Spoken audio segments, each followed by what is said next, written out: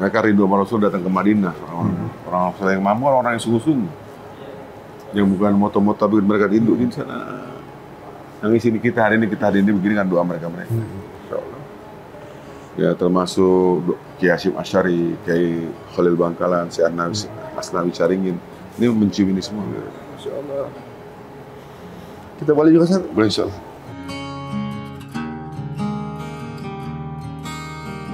Baik Fatimah, keluarga Rasul sudah dijamin sama Allah. Kamu jangan takut. Selalu baca doa hanya untuk umat tua ya Fatimah. Masya Allah.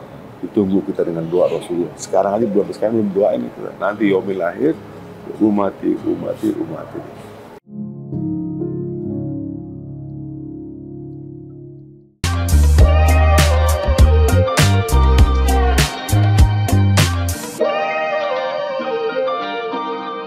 Hanya dengan stempel-stempel ini? Iya. Itu teman-teman bukan stempelnya yang berat, tapi orang yang ngecap stempel itu yang luar biasa. Luar biasa. Nah. Rohaninya kepada pasukan nggak ada mundurnya. Benar. Tempat minum Rasulullah SAW 25 liter segini. 25 liter ini? Gimana nurunya? Gue dari samping. Ini buat bawa minum atau susu?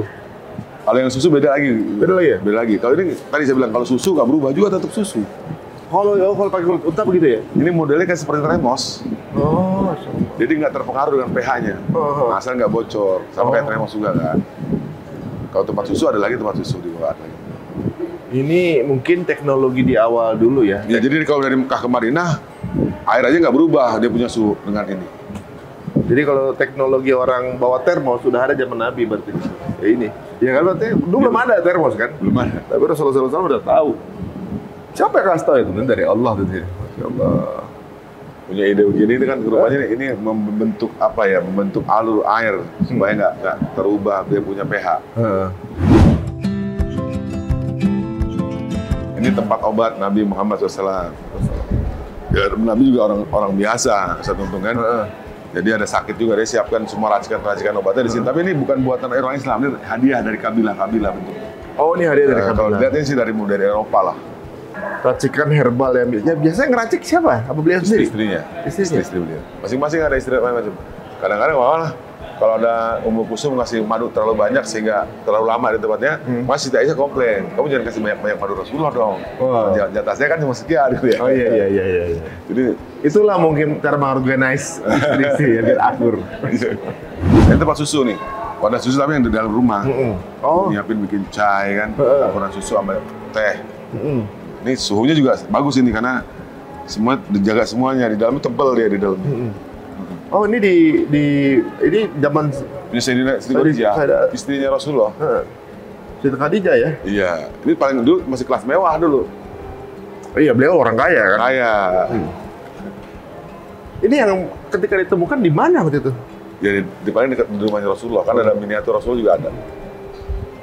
Wah, sudah 1400 tahun bentuknya masih seperti ini ya. Biasanya kalau barangnya bukan dari kualitas bagus sudah karatan.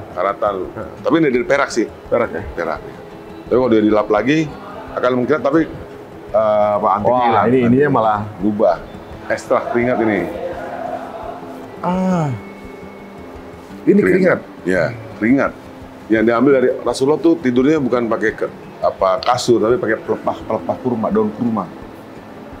Jadi kan badannya berbekas kan. Badannya berbekas kena kurma. Maka waktu itu Rasulullah sempat tertidur.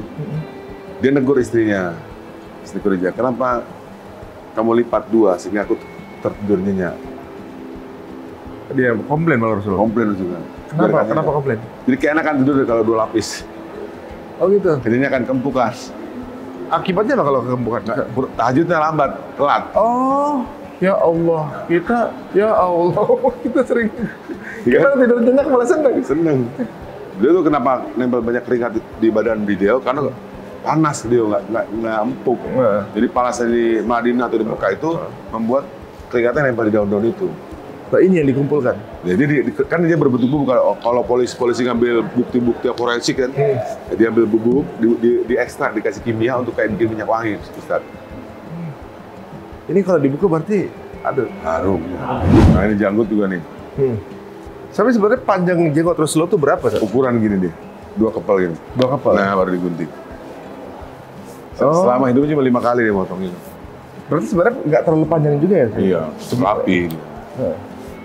Rambutnya segini.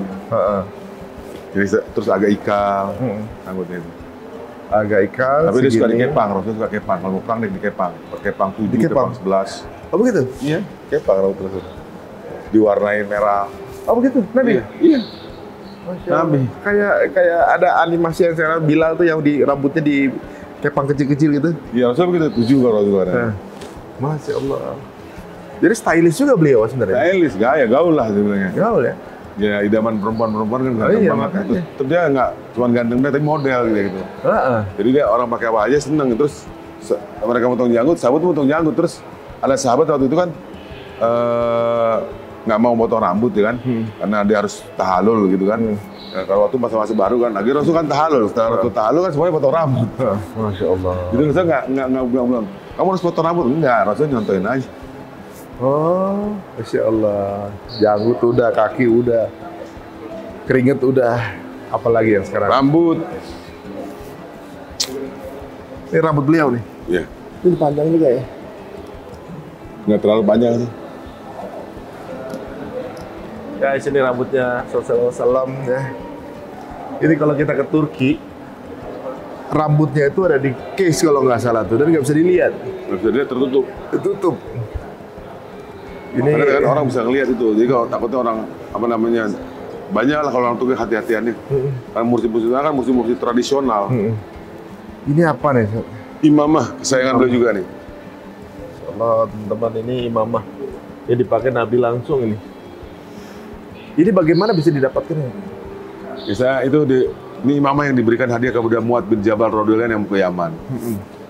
Muad Jabal sayang juga dipelihara lah sama beliau kan. Sampai turun-temurun lah di Yaman. Di musim Yaman. Ini kenapa dicerahkan kepada Muad? Salah satu sahabat yang paling pintar Sami Watona. Dia kan sholat 2, dibilang Jabal itu kan sholat 2 rakaat, gunung di depan pasukannya kan. Wah, gunung kalau di jalan jauh nih. Dia sholat aja 2 rakaat, akhirnya geser gunungnya kan. Makanya dibilang Jabal itu Muaz namanya sebenarnya. Muad bin Jabal jadi. Dia karena geser 2 rakaatnya geser gunung geser. Insyaallah. Terus dia suruh ke Yaman. Padahal dia tahu Rasulullah mau meninggal nih. Kenapa saya disuruh ke Yaman? Tapi karena saya cinta sama Rasulullah, biar saya jalanin. Kata Rasulullah, ya Mak, Muad sini kan nih saya hadiah. Nangis itu masa perpisahan. Masa perpisahan sama. Artinya ini kan masalahnya dia tahu dia meninggal, maksudnya tahu kan gimana sih perasaannya? Guru saya mau meninggal, terus Rasul juga meninggalkan dia dalam keadaan Rasul lagi sangat mencintai Muad bin Jabal waktu itu. Insyaallah. Maka Rasul panggil, diambil pas lah imamah kesayangan beliau, dipeluk lah. Aduh, berpisah ya. Perpisahan itu paling, aduh, Masya Allah. Momen dimana itu cinta banget, ya. Pisah lagi sayang-sayangnya nih. Insya Allah.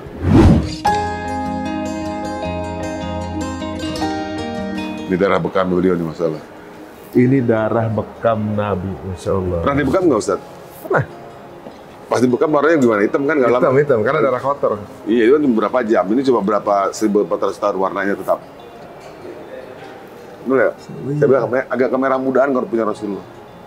Habib juga begitu, Habib. Tahu nggak Habib? Ada Habib nih, antum bekam deh Habib. Antum lihat darahnya, mirip-mirip. Ini siapa yang ngebekam? Kisahnya gimana kisahnya? Waktu itu Rasulullah SAW mau dibekam, karena Rasulullah itu habis Mi'raj turun, datanglah malaikat Jibril alaihissalam, wahai Rasulullah, Allah perintahkan saya sampaikan ini perkara pengobatan, itu tentang bekam, ijamah. Sampaikan kepada umatmu untuk berbekam, karena dalam bekam itu semua penyakit kecuali kematian. Masya Allah. Untuk menghindari darah kotor itu ya kita harus bekam minimal 4 bulan sekali. Dan di dunia kedokteran juga diakui juga ternyata bekam itu bisa untuk membersihkan darah, apalagi untuk para pria. Katanya ada cerita bahwa darahnya diminum. Dia diminum sama sahabat pertama kali dibekam. Saking cintanya dia nggak mau dibuang. Terus ayo kamu buang jauh-jauh darah saya, jangan sampai ada orang lihat gitu kan. Dan ternyata sahabat bilang sayang nih Rasulullah, saya minum aja deh gitu kan. Tanya Rasulullah, tadi darah saya kamu buang di mana katanya? Saya minum ya Rasulullah. Apa aja yang dari diriku masuk ke tubuhmu itu kamu akan haram dia makan apa yang ada. Tapi kamu akan meninggal nanti dibunuh oleh musuh kamu. Pada perang ini disebutkan. Meninggal benar ya? Benar. Dan dia langsung haramkan hukum haram di waktu itu juga. Untuk minum darah? Minum darah. Insya Allah. Habis bekam kan Rasul kita 4 bulan sekali bekam. disimpan darahnya. Tongkat Kayu jati. baginda. Kayu jati. Kalau ada yang 5 kan kayu lus, kayu ausia, yang kayu jati inilah. Berarti artinya di zaman dahulu jati itu ada di timur. Berarti cukup berbangga nih, jadi teman-teman semua mau bikin tongkat yang dari kayu jati, salah satu Sunnah, Nabi, ya kan? kayu jati. Jangan bicara harganya, tapi menghidupkan sunnah tongkat itu. Berapa tongkat yang punya Nabi? 13. 13. Salah satunya jati, yang lainnya kayu lus, kayu ausia. Masya Allah. Kalau kayu lus itu kita, siapa yang memiliki kayu lus kata Rasulullah akan dijaga 70.000 malaikat. Apa tuh kayu lus? Kayu lus hanya tumbuh di perbatasan Mekah Madinah. Paling besar segede gini, kayu-kayunya kecil-kecil segini, paling besar segede gini. Oh. Binatang bos nggak berani. Saya udah coba waktu di Aceh, saya bawa kayu lus. Lagi makan tiba-tiba monyet datang banyak. Monyet itu cuma ngelilingin aja, jadi kita nggak diganggu. Ya udah, ente nggak ganggu kita juga, kita nggak ganggu ente deh. Oh, kayu lus namanya. Lus. Masya Allah. Tongkat ini tangan Nabi pernah nempel di sini teman-teman. Nabi. Masya Allah. Ini kiswah nih antik juga nih kiswah. Nah, Ini kiswah dalam Ka'bah, Ustaz, bukan yang luar. bukan luar, ini dalamnya. Nah, ke dalam belum? Belum. Nah, ini dalamnya. Dalamnya itu kalau kita baru masuk yang gitu ke atas ini dalamnya. Masya Allah. Dindingnya dilapisin seperti ini, dindingnya. Boleh juga. Boleh. Tapi ini bukan yang di ini, parfum ya? Bukan. Ini tahun berapa tuh? 1925 dia. Tahun 25. Pas ya. 1925. Ya ini yang di atasnya, Ustaz.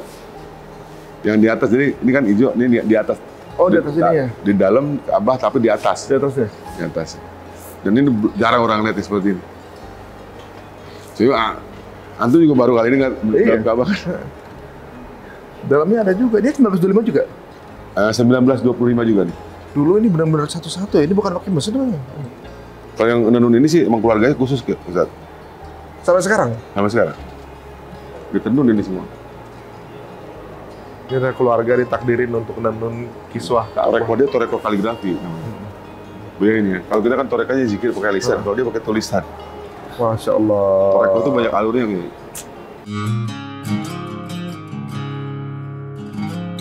Ini yang saya bilang abad 18. Abad 18 ya? Iya bener kan ini, 18. Itu zaman ulama-ulama kita tuh, Senawi Al-Bantani, Syekh Muhammad Asa Banjari, pengarang di Ponorogo, kan 1825, 18 ini kan.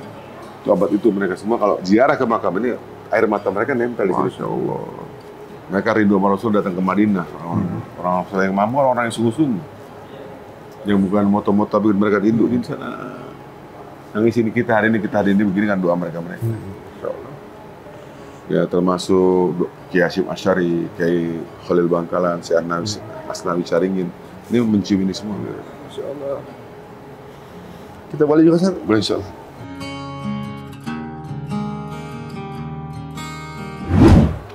Ya, ini pernah. Ini bentuknya begini loh, makamnya begini betis. Dulu nih. Dibuat begini kita lihat. Di bawahnya dulu terbaring Nabi ya. Salam. Karena dia posisinya ya, kalau di sana kan nggak kiblat ya, berarti Rasulullah meninggalnya posisi kepala di sini kayaknya. Ya Ustaz, jadi kepalanya Rasulullah di sini, dia miring di sini. Kalau kita bayangin. Masya Allah. Pas dari kepala. Ini kepalanya sama sini. Rasulullah tuh saking sayang sama umatnya. Waktu itu Sayyidina Husain, Sayyidina Hasan belum lama lahir lah, baru seminggu lah. Karena perang terus, gitu. Diserang terus sama orang yang diajak masuk Islam. Bukan perang sebenarnya saya, mempertahankan Islam. Habis-habisan kan dia embargo kan. Sehingga Siti Fatimah ini nggak bisa nyusun anak-anak karena kering, karena nggak minum, karena nggak makan. Datanglah Rasulullah. Kan senang orang tuanya datang. Ayah, angkat tangan ayah, angkat tangan, doakan. Cucu-cucu kamu udah berapa hari ini nggak bisa saya susuin, kan nggak keluar susu. Kan. Udah kurus, udah cekung Siti Fatimah. Karena sudah berapa hari ini aku tidak makan ya Rasulullah. Bukan nabinya para nabi, nabinya seluruh manusia seluruh alam. Angkat tangan melihat Raja Persia, Raja Rom punya istana, punya taman-tamannya. Baik Siti Fatimah semuanya keluarga Rasulullah dijamin sama jangan takut. Doaku hanya untuk umatku ya Fatimah. Fatimah pun terpaksa terkejut menangis dan masuk ke dalam kamar menemui putra-putranya, dijulurkan lidahnya supaya anaknya ngisap-ngisap lidah seakan-akan nyusu sampai tertidur Hasan Husain. Coba pengorbanan. Mikirin kita kayak gitu, Masya Allah. Sayyidina Husain itu sudah besar, dimimpin ke itu Rasulullah. Cucumu kamu nanti yang satu dipenggal, yang satu diracun. Fatimah tahu, Fatimah, ya ayah kamu sudah kita sama Allah, nanti cucu kamu begini, kamu rubah dong, jangan angkat tangan. Rubah takdir cucumu jangan sampai dipenggal, jangan sampai dipancung, biar mereka kita punya keturunan, punya gini kan. Baik Fatimah, keluarga Rasul sudah dijamin sama Allah, kamu jangan takut. Selalu baca doa banyak untuk umat, doa Fatimah. Masya Allah. Ditunggu kita dengan doa Rasulullah. Sekarang aja belum doain itu. Nanti yaumil akhir, umati.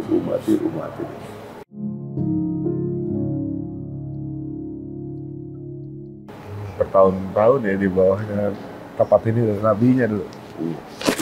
100 tahun. 100 tahun? Ini? 100 tahun nutupin makam Rasulullah. Kita bukan mimpi sekarang, Ustaz. Kita melihat langsung. Orang mimpi aja ketemu Rasulullah, kiranya bukan. Kita sekarang ini nyata, jadi tolong bantu teman-teman. Kita nyata hari ini gitu. Berapa nabi, berapa umat nabi doa ya Allah jadikan saya umat Rasulullah, nggak diterima sama Allah. Nabi-nabi aja ditolak. Tapi hari ini kita masih orang nggak biasa, pasti dipilih jadi umat Rasul, kan hebat. Bisa ngeliat peninggalan Nabi, masa. Fabi ayyala rabbikuma tukaziban. Insyaallah, ini kurang nikmat apa lagi ya? Ini yang terakhir berarti tinggal karpet di Raudhah. Nah orang ini kalau ke Madinah pengen sholat di sini semua. Rebutan orang. Karena kita megang aja deh. Ya. Siapa tahu nanti manggil. Ngomong berangkat ke Madinah kita nggak tahu ya. Masya Allah, mudah-mudahan tamat surga. Amin. Benar-benar bisa kita rasakan. Semoga Ustaz untung keluarganya. Amin. Jaga Allah SWT. Amin, Masya Allah. Ustaz, sebagai penutup, Ustaz, mungkin ada nasihat buat kita. Banyak dari kita mungkin yang kurang teredukasi atau kurang tahu lah mengenai bagaimana beratnya perjuangan Nabi. Yang kenapa kalau kesini tuh rasanya bisa jadi timbul gitu ya, karena mungkin ya kecintaan tersebut gitu. Kira-kira apa yang kita bisa teladani dari Nabi yang terus bisa kita jalankan sehari-hari? Jadi untuk meneladani artefak ini, setelah kita melihat langsung, kita harus punya kekuatan meningkatkan sedikit aja volume ibadah kita, kualitas ibadah kita. Jangan kita hanya di lisan aja yang ngaku sholat, Allahumma sholli ala sayyidina Muhammad, datang maulid, ya Nabi, baca maulid. Tapi ternyata ada Rasulullah peninggalan di sini, kita nggak terkesan. Itu artinya ada sesuatu dalam hati kita. Kenapa kita nggak mau datang? Artinya ada sesuatu. Kalau orang ragu-ragu dengan apa yang dikata Rasulullah, ini akidahnya juga bahaya, kan? Jadi buat teman-teman, ayo untuk memperbaiki diri, menjaga hubungan dengan Rasulullah. Rasulullah pengen ngobatin rindu, kenapa sih salahnya? Datang aja toh. Sehingga kita akan tahu kapasitas iman kita. Pas kita datang gemeter nggak? Kayak Ustaz Untung langsung baper, dia benar-benar cinta kelihatan. Kalau yang langsung biasa-biasa aja karena innama amalu binniat, kalau kata Ustaz Jaki tadi bilang, ya amal itu tergantung niat. Maka kesini itu bukan masalah nilai tiket atau segala macam. Bahkan tadi saya lihat cakep banget tuh, dia buat ini apa anak yatim, dengan sepatu anak yatim. Saya juga pengen kalau bisa orang-orang yang yang pakai kursi roda juga dibuat ya. Banyak yang masih belum bisa juga. Ya kalau ada donatur juga yang siap, bantulah mereka hadirkan ke sini gitu kan. Mereka mungkin nggak ada biaya kan. Karena kita nggak ada biaya, karena udah komitmen. Kita kan untuk kos di sini berapa, kos piringan kan memang kenapa ada biaya. Itu juga untuk membantu anak yatim itu juga. Harapan saya jangan sampai cuma anak yatim juga, masih ada banyak anak-anak kita yang digarap, ya kan. Terus juga harapan saya, yuk ini kan di mana-mana bencana nih. Dengan kita di sini nyambung, menyatukan hati sama Rasulullah, menyatukan kita akan masuk ke dimensi di mana Rasulullah berkorban. Dulu kayak di Indonesia kok kayak gini, dulu di zaman itu kayak Nabi kayak gimana sih kayak kalau ngadepin kondisi kayak gitu. Kan ada sholat gerhana, ada sholat begini, ada ngadepin masalah begini. Moga-moga dengan itu terbuka takbir kita, hadir kita semua. Sehingga umat Islam nggak cuma diselamatkan di Indonesia, tapi di seluruh dunia ini. Karena kita semua satu kalimat tauhidnya sama. Maka harapan saya dengan artefak dari seluruh dunia ini membuat kita punya kepedulian juga dengan dunia Islam di mana juga. Kenapa? Nanti kita harapan kita bisa sama-sama semuanya selamat di dunia, selamat di akhirat, dapat syafaat Rasulullah. Amin. Kita bisa masuk surga Firdaus dan diizinkan Allah bersama Rasulullah kita memandang Allah. Amin. Allah ridha kepada kita, kita ridha kepada Allah. Amin amin ya rabbal alamin. Alhamdulillah, jazakallahu khairan. Terima kasih nafas. Aduh, saya sering-sering masih nangis juga nangis baru-baru. Ini kalau nggak ada kamera, ruang redup sendirian, ini bisa baper teman-teman. Beneran deh. Kalau kita kesini, coba jadi mumpung ada kesempatan, kapan lagi kita bisa bermesraan dengan peninggalan Rasulullah SAW. Ini sebuah reuni. Ini ibaratnya Kalau orang rindu ya bener ya, cuma lihat Obatin sedikit rindu. aja ya. Tapi alhamdulillah Indonesia tidak mau sekarang ibaratnya ya kita belum pernah ketemu Nabi, tapi kita ada kerinduan dengan Nabi. Mudah-mudahan itu akan terpaut dengan janji beliau nanti di Telaga Kausar. Benar.